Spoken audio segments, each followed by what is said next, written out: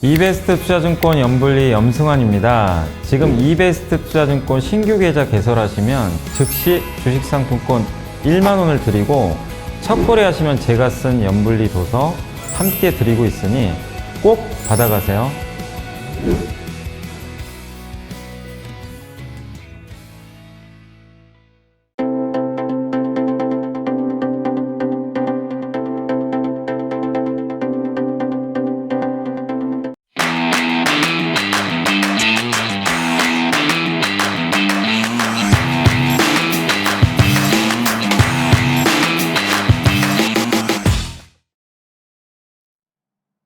네, 안녕하십니까. 이번 주도 인사드립니다. 저는 이베스트 투자증권 해외 주식 영업팀에서 근무를 하고 있는 권준국이라고 합니다. 이번 주도 마찬가지로 해외 증시에서 있었던 일들과 그다음에 이야기들, 그다음에 특징적인 기업들, 그리고 또 한 가지 투자 ETF까지 해서 소개를 해드리려고 하는데요. 사실 이제 지난주에 제가 이제 연말 다가오면서 항상 미국 증시는 크리스마스쯤에서 이제 산타 랠리에 대한 기대감이 있었는데 저번 주에 워낙 시장이 안 좋다 보니까 올해는 잘 모르겠다라고 말씀을 드렸는데 그 말이 무색하게 다행히 또 크리스마스를 앞두고 이브를 또 앞두고 미국 증시는 다행히 좀 올라오면서 역시나 올해도 좀 산타 랠리에 대한 기대감을 좀 저버리지 않았다라고 볼 수 있을 것 같은데 이제 올해 얼마 남지 않았는데 그러면 이번 주도 해외 증시에 있었던 시황부터 먼저 좀 말씀을 드리도록 하겠습니다.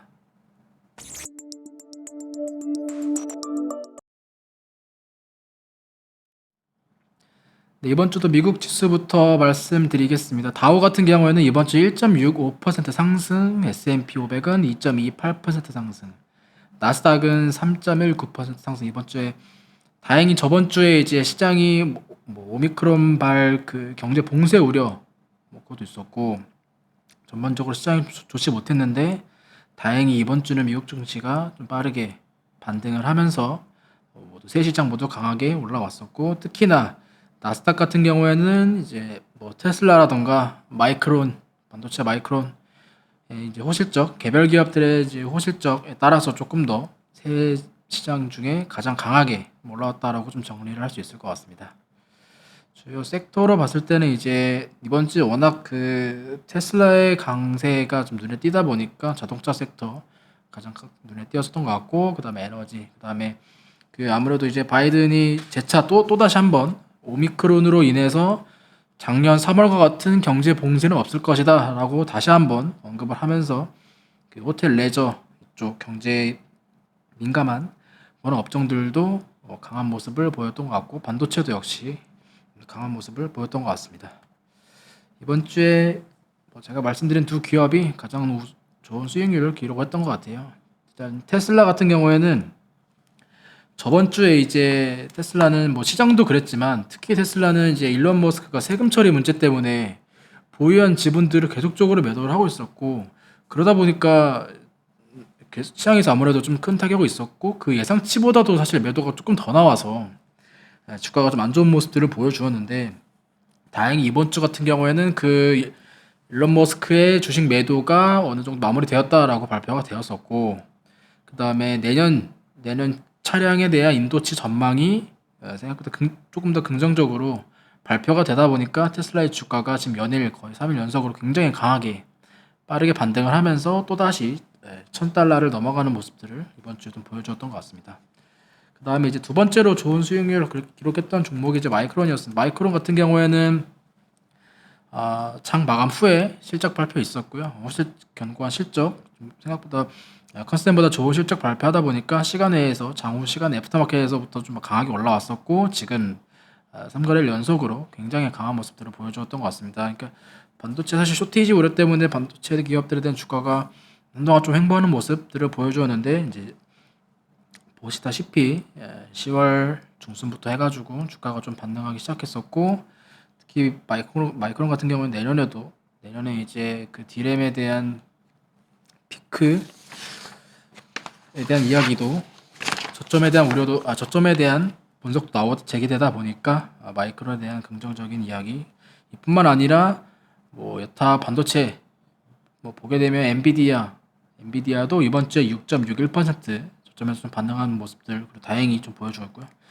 그다음에 장비주인 ASML 같은 경우에도 6.87% 전반적으로 좀 반도체에 강한 모습들을 보여줬다라고 볼 수 있을 것 같습니다. AMD 그다음에 뭐 어플라이드 머티리얼까지 해서 전반적으로 반도체 기업들 강한 모습 보여줬고, 그다음에 네 번째 에어비앤비 같은 경우에도 이번 주에 나쁘지 않은 수익률, 이번 주에 거의 8% 이상 뭐 수익률을 기록했다라고 나오는데, 아무래도 경제 봉쇄에 대한 우려가 사라지다 보니까 여행 관련된 주인 에어비앤비도 급락에 따른 저가 매수세에 관련된 우려감까지 좀 어느 정도 해소가 되면서 강한 모습들을 보여주었다라고 정리를 할 수 있을 것 같습니다. 그다음에 하락 종목 같은 경우에는 아무래도 이제 그 백신 관련된 종목들 주가가 그렇게 좋지 못했고요. 모더나 같은 경우에도 그 오미크론에 대한 어느 정도 이제 그 중증에 대한 데이터라고 해야 되나요? 그 관련된 데이터들이 오미크론은 생각보다 중증에 대한 중증도가 그렇게 높지 않고, 그 시작되었던 남아공에서도 확진자 수가 좀 빠르게 줄어들고, 그다음에 그 화이자에서는 치료제, 그 경구용 치료제가 FDA의 승인을 또 받다 보니까 아무래도 백신 관련된 기업들에 대한 주가는 조금 더 악재로 작용을 했다라고 볼 수 있을 것 같습니다. 그 중에서도 아무래도 모더나가 좀 가장 크게 좀 타격을 받았었고요. 그 다음에 그 3번째 딩동닷컴 같은 경우 어제 나온 뉴스가 있었는데, 딩동닷컴 같은 경우에는 그 주요 지분 텐센트가 좀 지분을 약 17% 정도 현재 갖고 있는데, 이 지분을 약 2%대까지 축소를 한 다음에 요거를 이제 배당 형식으로 해가지고 주주들에게 배분을 하겠다라는 소식. 그러다 보니까 이제 그 매물 출회 가능성이 높아졌다 보니까 그 딩동닷컴의 주가가 좀 전일 좋지 못했고, 이번 주에 마이너스 약 3% 정도 기록을 하면서 그 마감을 했던 것 같습니다.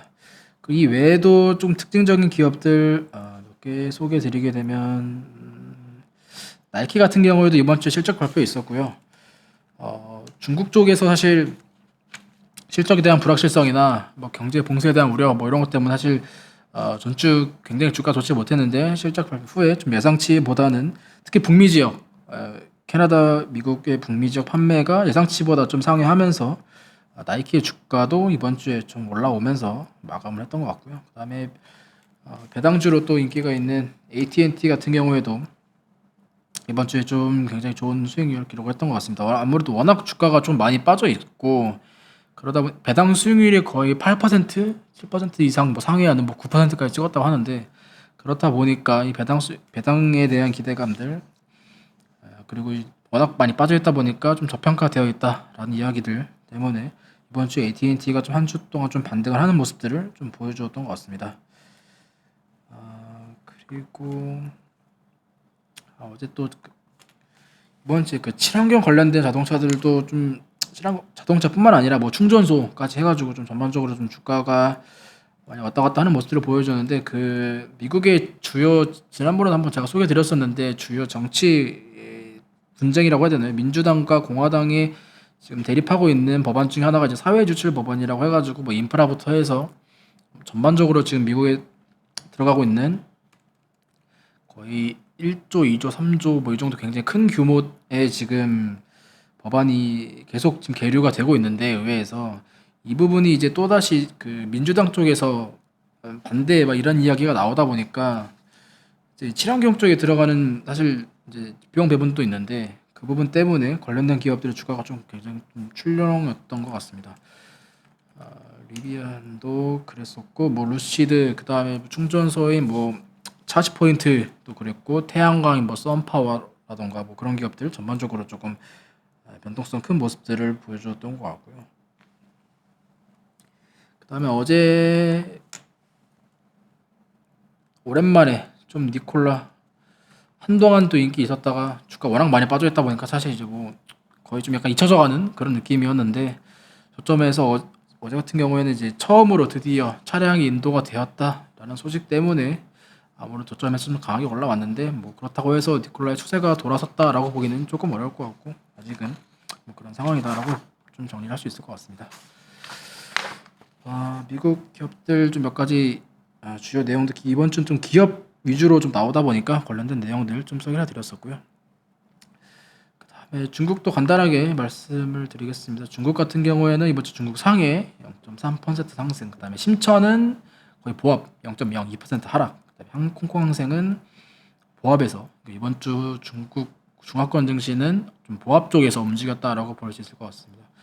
연초 대비 이제 올해가 사실 거의 마무리되어 가고 있는데 지금 홍콩 증시는 여전히 좋지 못한 굉장히 언더퍼폼한 모습들을 보여줬던 것 같습니다. 아무래도 그 빅테크에 대한 우려가 빅테크 기업에 차지하는 비중이 워낙 크다 보니까 이쪽에 대한 타격을 굉장히 많이 받고 있다라고 볼 수 있을 것 같고, 이번 주 중국 증시 같은 경우에는 그 유동성 그 대출 우대 금리 LPR이라고 해가지고 그 대출 우대 금리를 0.05% 인하하면서 시장의 유동성 조금 풀렸다라고 볼 수 있는데, 그럼에도 불구하고 아무래도 좀 중화권 증시 같은 경우에는 경기 둔화에 대한 우려감 때문에 이번 주도 그렇게 크게 반등을 하지는 못했다라고 볼 수 있을 것 같습니다. 부동산 규제 완화 뭐 이런 것도 있는데 그런 거 기대감들도 좀 낮아지는 부분들. 전일 같은 경우에는 이제 그 미국과 중국의 갈등 요인 중 하나가 이제 또 히토리로 굉장히 갈등을 많이 하고 있는데, 히토리가 이제 중국 쪽에서 워낙 많이 생산을 하고 있다 보니까 이거를 뭐 준다 안 준다 해가지고 많이 좀 다툼이 나오고 있는데, 어제 같은 경우에는 그 중국 쪽에서 이 세 개의 기업과 두 개의 이 히토리 관련 연구기관을 합병을 하면서 이제 중국 히토그룹이라고 해가지고 출범을 한다라는 소식이 전해졌는데, 그렇다 보니까 관련된 모멘텀 때문에 어제는 뭐 중화권 증시가 좀 반등을 했다라고 볼 수 있을 것 같습니다. 물론 연간 수익률로 봤을 때는 올해 같은 경우에는 확실히 좀 미국과 그다음에 유럽 선진국 증시가 눈에 띄었었고, 중국과 우리나라는 좀 그렇지 못한 모습 이렇게 좀 갈리고 있는 것 같습니다. 그럼 이번 주 시황은 이 정도로 좀 정리를 해서 말씀을 드리겠고요. 제가 또 한 가지 준비해온 ETF를 조금 소개를 해드리도록 하겠습니다.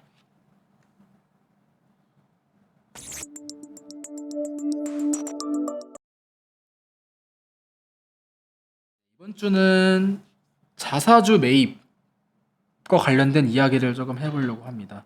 제가 이제 요즘에 시장이 워낙 좀 불확실성, 왔다 갔다 하는 부분들도 크고 변동성도 굉장히 크고 하다 보니까 좀 다양한 선택지를 드리려고 해요. 뭐 사실 이게 정답이 없는 시장이다 보니까 뭐 확실하게 답이 있으면 그걸 계속적으로 밀 수 있는데, 지금 시장은 그런 시장도 아니고 좀 이런 불확실한 시장에서 우리가 선택할 수 있는 옵션이 어떤 것들이 있냐라고 했을 때 몇 가지를 계속 소개를 드리고 있고, 그러다 보니까 이번 주는 자사주와 관련된 이야기를 좀 해보려고 합니다. 자사주라고 하면 이제 자사가 좀 발행한 주식들을 다시 시장에서 돈을 주고 사들이는 거죠. 그거를 이제 자사주를 매입을 한다라고 표현하는데, 그러면 이제 자사주 매입을 했을 때 어떤 기대 효과가 있냐라고 했을 때, 아무래도 이제 첫 번째로 시장에서 유통되고 있는 주식 수량이 줄어들게 되다 보니까 기존의 주주들 입장에서는 주주 가치가 좀 제고되는, 시소 가치가 올라가는 그런 기대감. 그러다 보니까 배당과 함께 이 자사주 매입은 대표적인 주주 환원 정책 중에 한 가지라고 볼 수 있죠. 그러다 보니까 우리가 보통 자사주 매입 이슈 뉴스 나오면 주가가 좀 긍정적으로 반응을 하는 것도 이런 부분 때문에라고 보시면 좋을 것 같고, 당연히 시장에 유통되어 있는 주식이 줄어들다 보니까 주당 순이익이라던가 PER이라던가 이런 부분들, 펀더멘털이 어떻게 보면 좀 숫자가 좀 개선이 되는 그런 부분들도 있고요. 그리고 이뿐만 아니라 사실 이제 이 회사가 자기 회사의 주식을 매입을 할 때 당연히 어떻게 보면 좀 당연한 소리일 수도 있지만, 본인의 회사의 주식이 고평가되고 있을 때 자사주 매입을 적극적으로 하진 않겠죠.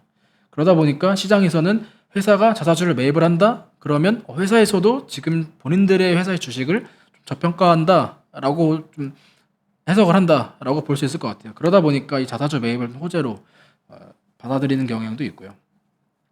아까도 말씀드렸지만 유통 주식 수가 줄어들다 보니까 기존 주주들의 가치가 좀 제고되는 부분들. 그 다음에 일단 그리고 이 자사주 매입 같은 경우 결국 하려면 이제 회사에다가 돈을 많이 벌어야지 그 돈을 가지고 주주 환원 정책도 하고 투자도 하고 하는 건데, 그러다 보니까 회사가 자사주 매입을 많이 한다? 그러면 회사의 회사가 충분히 돈을 벌고 있고 현금을 많이 가지고 있다라고 판단을 하고 자사주 매입가뿐만 아니라 뭐 R&D, 그다음 뭐 캐펙스 증가 뭐 이런 부분들도 동반하다 보니까 우리가 시장에서 자사주로 매입을 한다라고 했을 때는 이 부분은 충분히 호재로 좀 반응을 하고 특히나 미국이 굉장히 이 자사주 매입을 적극적으로 나서고 있는 국가 중에 또 하나이죠. 그러다 보니까 항상 뭐 이 자사주 매입에 대한 긍정적인 이야기들이 뭐 뉴스에 또 연일 나오고 있죠.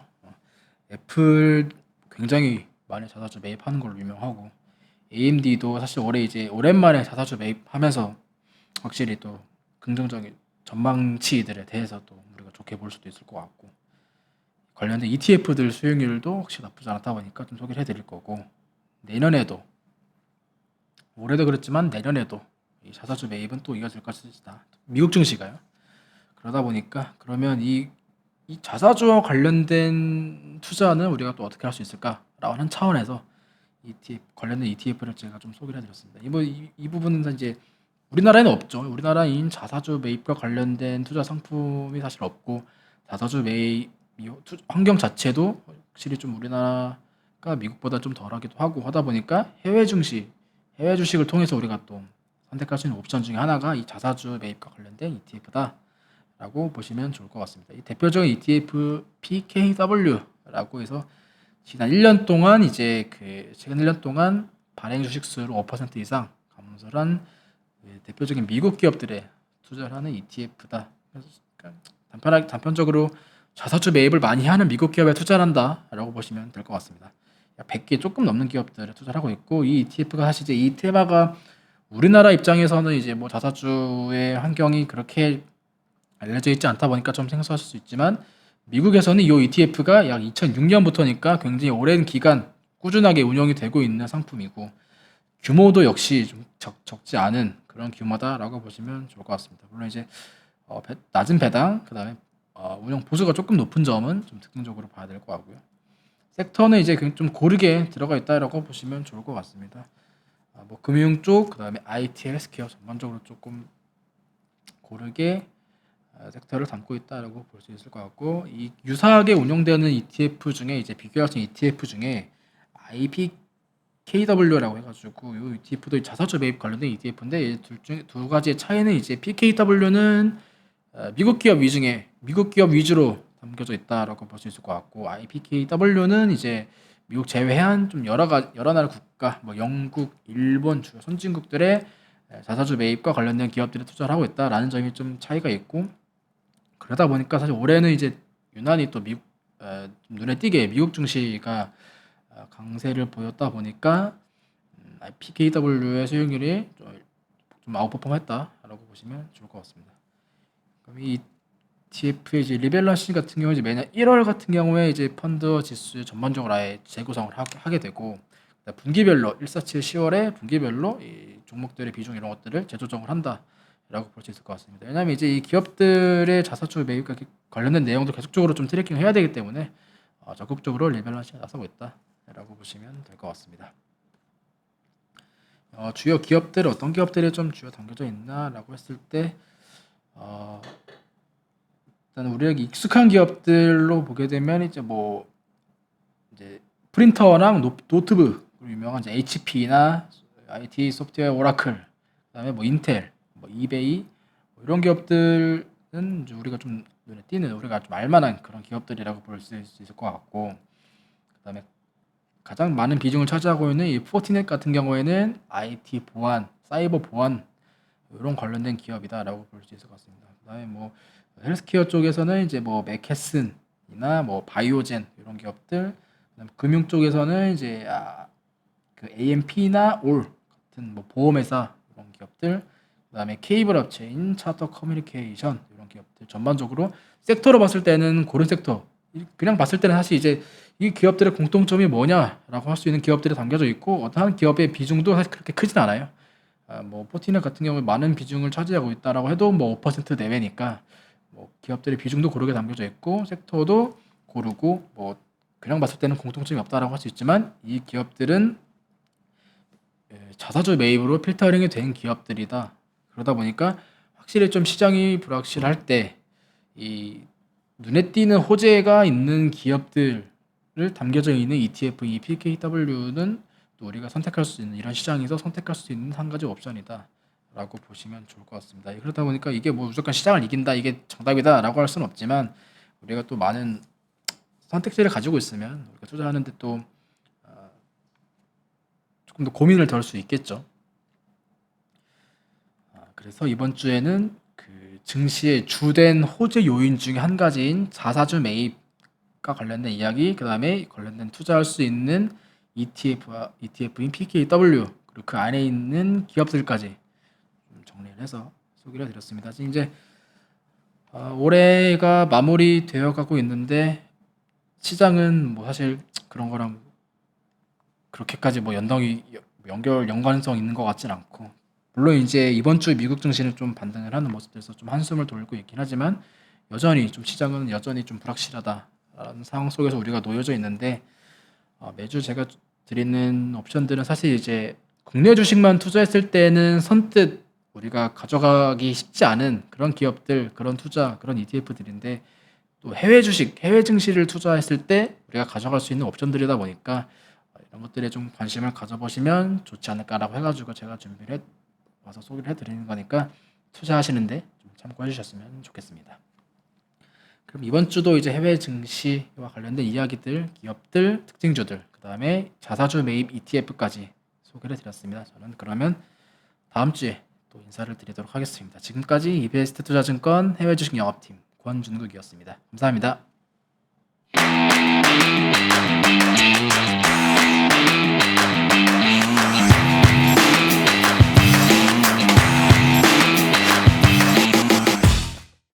이베스트 투자증권 연불리 염승환입니다.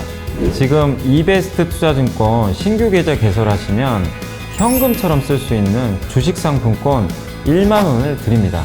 또한 첫 거래하시면 제가 쓴 주린이가 가장 알고 싶은 최다 질문 탑 77을 추가로 드립니다. 자세한 사항은 아래 내용을 참고해 주세요.